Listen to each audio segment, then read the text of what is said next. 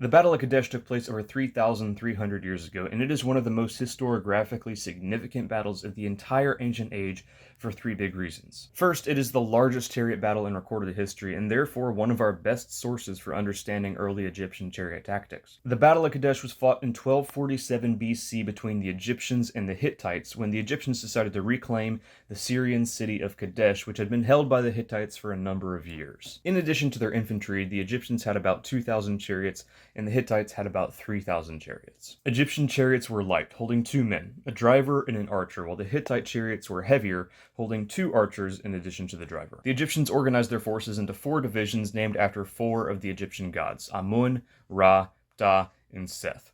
Ramses II, the pharaoh at the time, led the division of Amun. The Egyptians captured 2 men who revealed the Hittite positions, but as it turns out, these 2 men were Hittite agents who fed the Egyptians false intel under the orders of the Hittite king, Muwatalli II. The Egyptians followed this false intel, which allowed the Hittites to flank and surround them, and the heavy Hittite chariots were able to smash through the Egyptian lines with ease.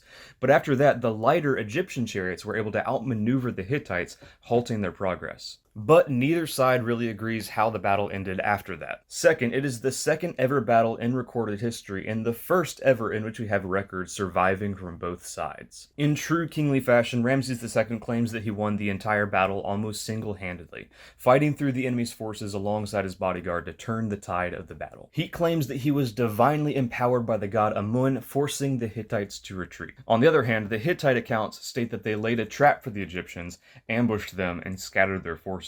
Both sides claim victory, but the reality is that neither conquered Kadesh completely, and the fighting continued for years after the initial battle, which leads me to my third point. Since the Battle of Kadesh was inconclusive, it resulted in the first ever peace treaty in recorded history. 15 years after the first Battle of Kadesh, neither side could defeat the other conclusively, so the two kings met together peacefully to discuss a way to put an end to the bloodshed. We have surviving records from both sides of this treaty, which detail the agreements of non-aggression, mutual defense against external enemies, the exchange of POWs, and gifts of good faith. Both nations invoked various deities as witnesses of the pact, and copies were spread around both territories. The Battle of Kadesh is only the second battle in recorded history, and for these 3 reasons, it is one of the most significant battles of the ancient age in terms of our ability to decipher historical records. History is cool, y'all.